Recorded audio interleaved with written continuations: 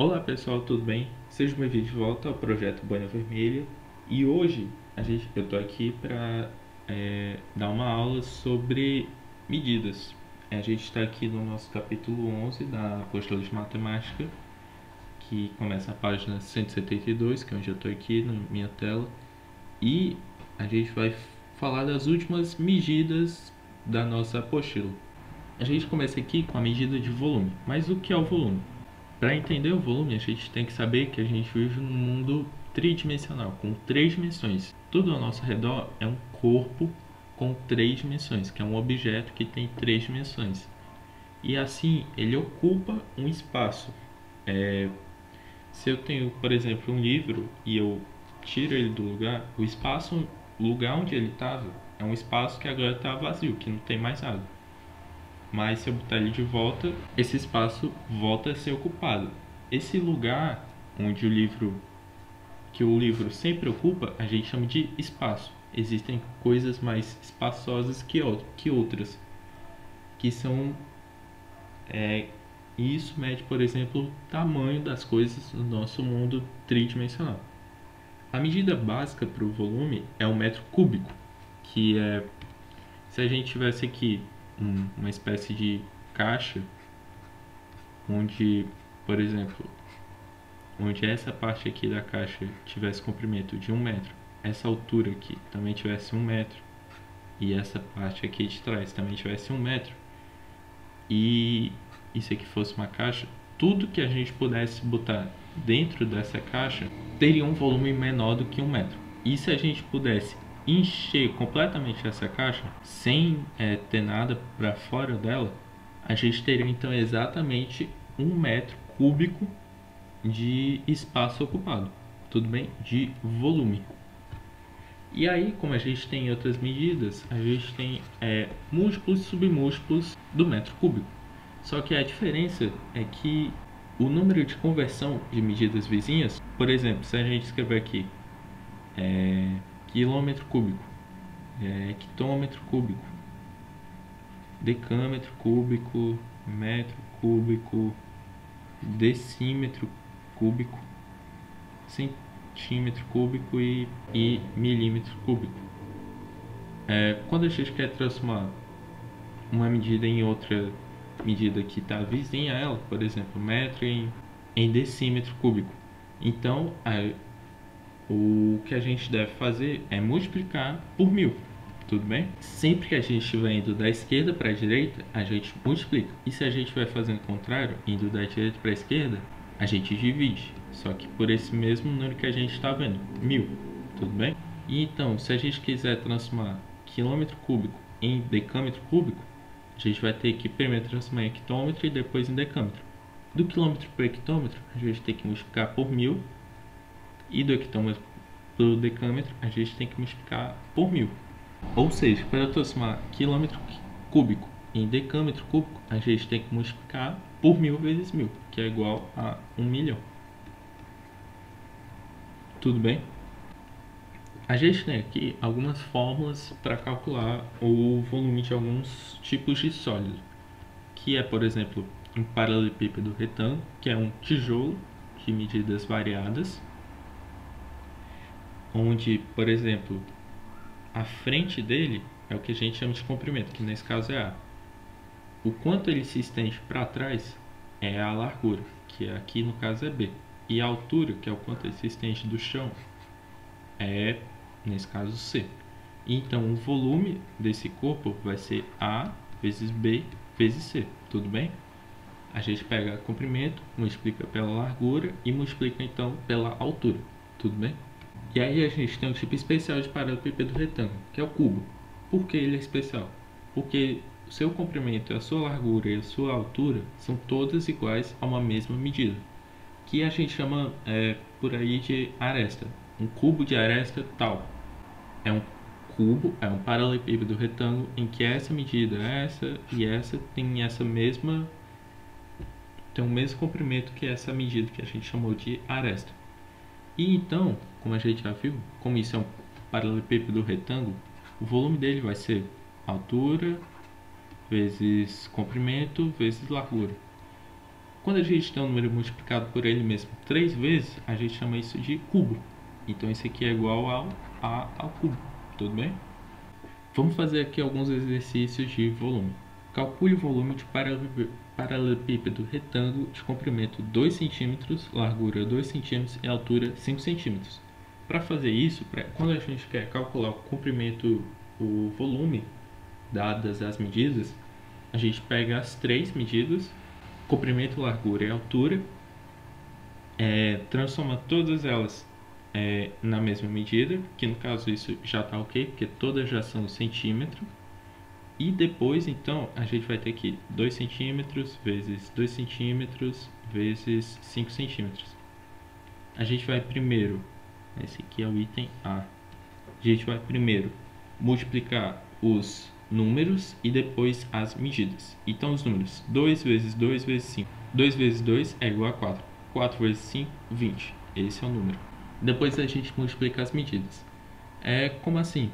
A gente vai ter centímetro vezes centímetro vezes centímetro. Se a gente tivesse um número qualquer, por exemplo, 2 vezes 2 vezes 2, isso é igual a quanto? Isso é igual a 2 ao cubo, que essa é a definição.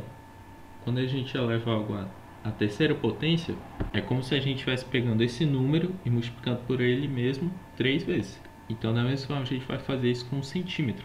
Isso aqui vai ser centímetro ao cubo. E isso é exatamente 1 centímetro cúbico, tudo bem? O volume desse paralelepípedo é de 20 centímetros cúbicos, tudo bem? Outra forma de calcular o volume de um paralelepípedo é pegar a sua base, a área da sua base, e multiplicar pela sua altura, como é o caso que a gente vai fazer no item B. Ele diz que a gente tem um paralelepípedo de base de área 21 centímetros quadrados e altura 4 centímetros. Então, o volume desse paralelepípedo vai ser igual ao produto da área da base, 21 centímetros quadrados, pela altura, pelo comprimento da sua altura, que é 4 centímetros. E aí a gente vai verificar se está na mesma medida e realmente está, centímetro, centímetro. Depois a gente vai multiplicar os números, 21 vezes 4 é igual a 84. E depois multiplica realmente as medidas. A gente tem centímetro ao quadrado vezes centímetro. Isso é igual a centímetro ao cubo. Por quê? Porque quando a gente tem, por exemplo, 2 ao quadrado vezes 2, isso é igual a 2 ao cubo. Isso é uma propriedade da potenciação. Tudo bem? Medidas de capacidade. A medida de capacidade é semelhante à medida de volume. Só que a capacidade é mais aplicada em líquidos e gases, coisas que não são realmente sólidas, que dá para pegar e segurar e ter um formato constante. Então, por exemplo, ele é muito usado para refrigerantes, líquidos em geral e por aí vai. A medida básica de capacidade é o litro. Mas como surgiu o litro? Ele surgiu assim. Cientistas pegaram uma caixa de volume 1 decímetro cúbico. O que isso quer dizer? É uma caixa que tem um formato de um cubo e tem a aresta 1 decímetro, ou seja, todas as suas medidas eram de 1 decímetro. Tudo bem? E isso era uma caixa aberta. E aí eles encheram essa caixa, ocuparam todo esse espaço, só que sem transbordar, com água pura, água destilada, que é uma água com certas propriedades químicas. E aí, esse espaço ocupado pela água, a água necessária para ocupar esse espaço, eles chamaram de 1 litro, tudo bem? E aí a gente tem seus múltiplos e submúltiplos, que funcionam como no metro ou como mais pra frente a gente vai ver no quilo, no grão. A gente vai ter quilolitro, hectolitro, decalitro, decilitro, litro, decilitro, centilitro e mililitro, que é o ml. E então, quando a gente quer transformar duas medidas vizinhas, por exemplo, litro em decilitro, se a gente está indo da esquerda para a direita, a gente vai ter que multiplicar por 10. tudo bem? E se a gente quiser ir da direita para a esquerda, a gente vai ter que dividir por 10, tudo bem? O número sempre vai ser por 10. O número sempre vai ser 10 quando a gente fizer alguma operação de conversão, tudo bem? Então a gente vai ter aqui uma situação exemplo, um problema de exemplo. Uma casa tem uma caixa d'água no formato de um paralelepípedo, e aqui a gente vai ter uma correção, deveria ser retangular.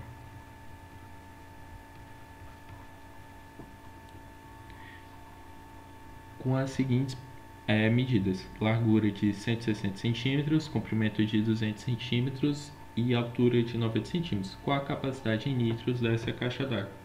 Como a gente viu, a gente sabe que 1 decímetro cúbico é igual a 1 litro. E aí a gente vai ter que fazer o quê? A gente vai ter que calcular o volume dessa caixa d'água, transformar em decímetro cúbico e então a gente vai ter uma conversão direta para litros. Então, como a gente viu, a gente já tem largura, comprimento e altura. Então, para descobrir o volume da caixa d'água, basta multiplicar essas medidas. 160 centímetros vezes 200 centímetros vezes 90 centímetros. E isso aqui, primeiro a gente vê que todas as medidas são centímetros, centímetros, centímetros, centímetro. Ok. Então basta a gente multiplicar os números. Isso aqui vai dar 2.880.000, tudo bem? E então multiplicar as medidas propriamente ditas. Que então a gente teria centímetro vezes centímetro vezes centímetro, e como a gente viu, isso é igual a centímetro cúbico. Ok, então a gente tem o volume da caixa d'água, só que ele está em centímetros cúbicos, a gente quer ele em decímetros cúbicos. Puxando aqui a nossa tabela de volumes, a gente vai ter o nosso metro cúbico, decímetro cúbico e o centímetro cúbico. E a gente quer transformar centímetro em decímetro. A gente está transformando uma medida de volume numa medida de volume vizinha, só que indo da direita para a esquerda. Então o que a gente vai ter que fazer para achar a nova medida? Vai ter que ser dividir por 1000. Então a gente pega um número antigo, 2.880.000, e divide por 1000. Isso vai dar 2.880. E a gente pega a nossa nova medida, decímetro cúbico. Ok, então esse é o volume da nossa caixa d'água, e a gente sabe que cada decímetro cúbico é igual a 1 litro. Então a capacidade da nossa caixa d'água vai ser de exatamente 2.880 litros. Tudo bem? Próxima medida é a medida de massa. Como ela funciona? Os corpos do nosso mundo, do mundo ao nosso redor, eles não necessariamente só têm tamanho, digamos assim. Eles também têm uma certa característica de força, que no caso seria a força que eles ocupam contra outros objetos. Isso normalmente é o chamado de peso. Por exemplo, quanto você pesa? Eu peso 50 quilos, que é exatamente o que, por exemplo, uma balança mede. Quando a balança fala 40 quilos, ela está indicando ali a sua massa, a massa do seu corpo. E então, essa é uma das medidas mais conhecidas de massa, que é o quilograma, só que a apostila aqui tem um pequeno erro, que na verdade a sua abreviatura é kg. E então, a unidade fundamental da massa é o grama, tudo bem? E que a gente vai ter o decagrama, hectograma, quilograma, que são múltiplos do grama. Submúltiplos do grama são decigrama, centigrama e miligrama, que funcionam como no metro ou então no litro. O número de conversão é o 10. Então, se eu quiser transformar grama em decigrama, fazer então uma conversão da esquerda para a direita, basta multiplicar por 10. Se eu quiser fazer uma conversão da direita para a esquerda, basta eu dividir por 10. Tudo bem? E então a gente vai ter algumas medidas alternativas. Por exemplo, a tonelada, chamada abreviada por T, que corresponde a 1000 quilos, a arroba, que corresponde a 15 quilos, e o quilacho, que corresponde a 0,2 gramas, 1/5 de 1 grama. E a gente pode fazer algumas relações de equivalência que correspondem também a relações que a gente já viu. Por exemplo, A gente já viu que 1 litro de água destilada, água pura, com certas propriedades químicas, ocupa um espaço de 1 decímetro cúbico. Além disso, 1 litro de água destilada possui a massa de 1 quilo.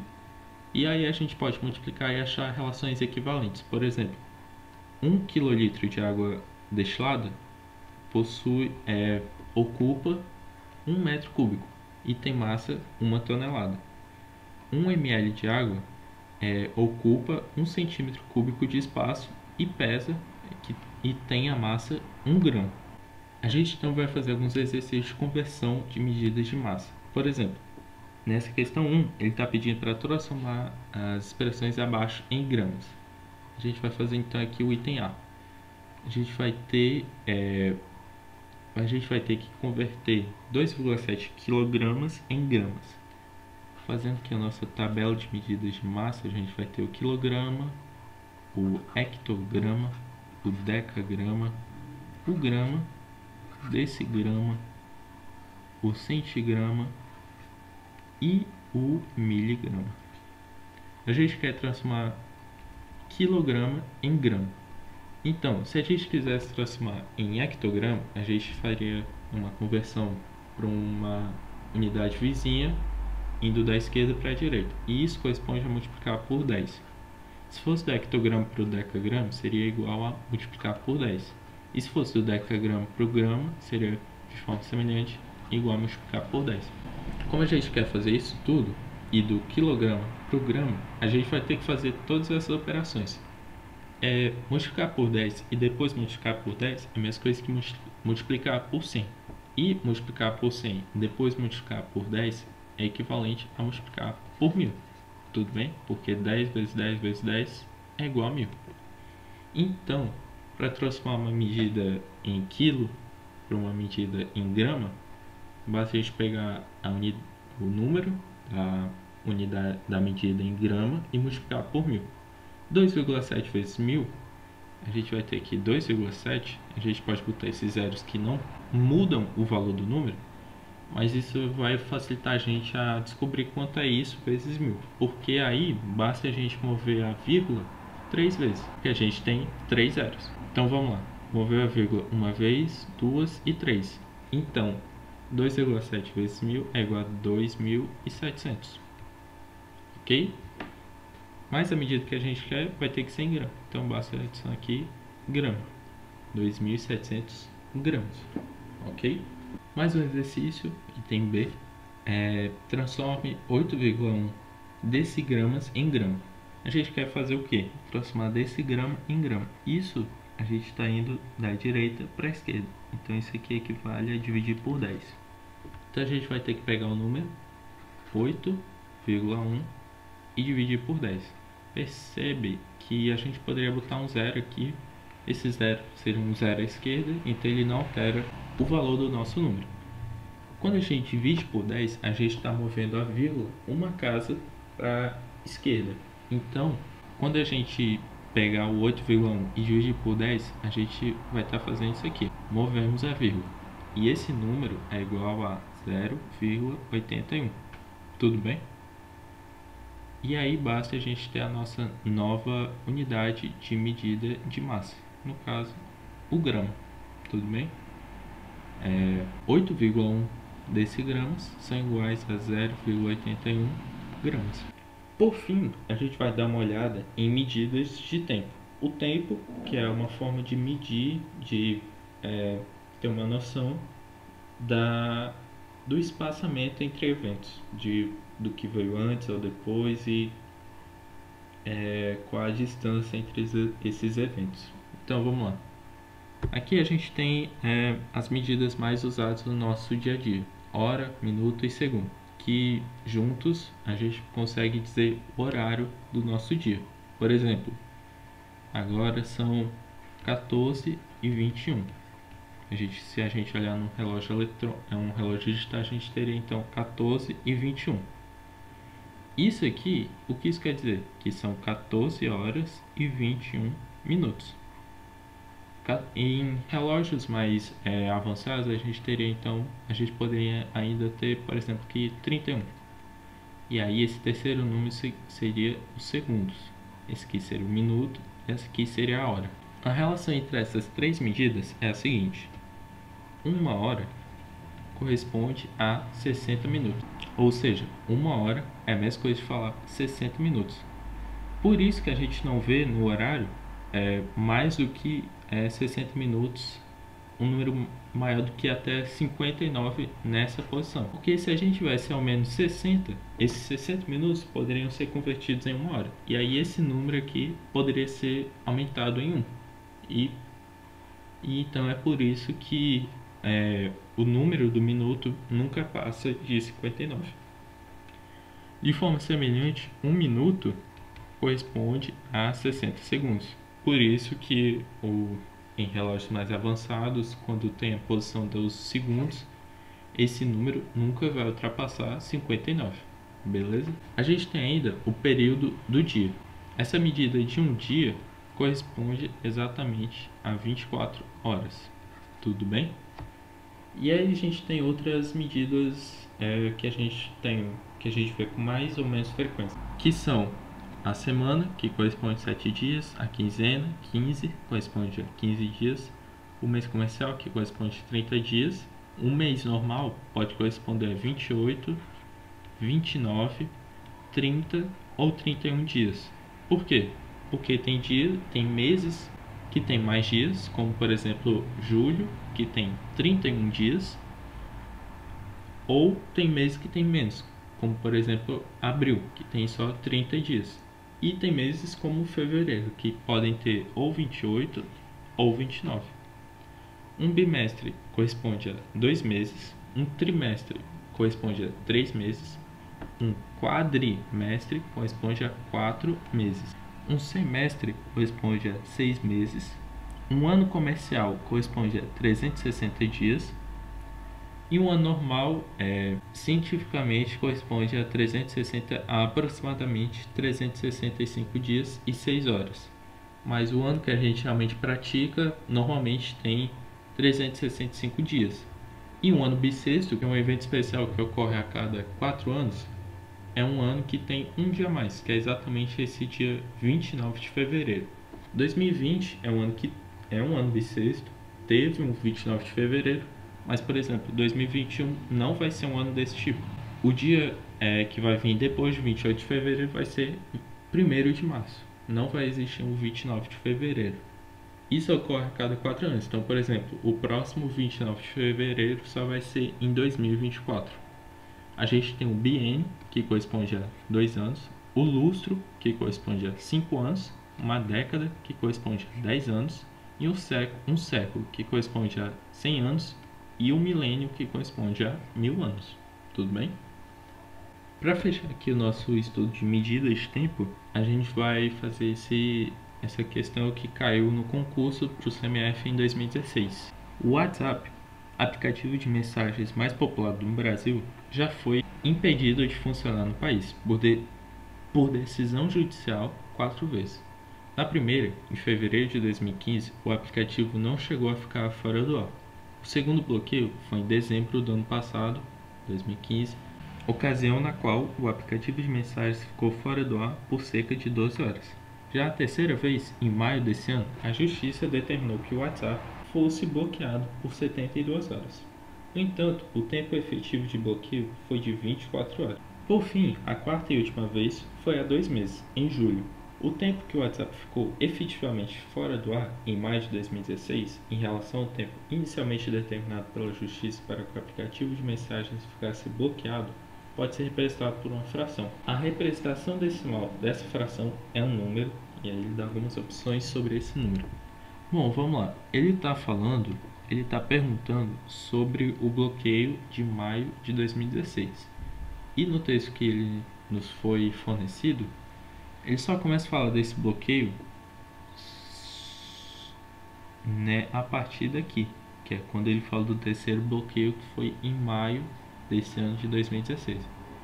Então, essa parte aqui, anterior a isso, não vai ser necessário para a nossa resolução. A gente só precisa dessa parte que vem depois. Então, ele diz que o governo determinou um bloqueio de 72 horas. Esse era o planejado.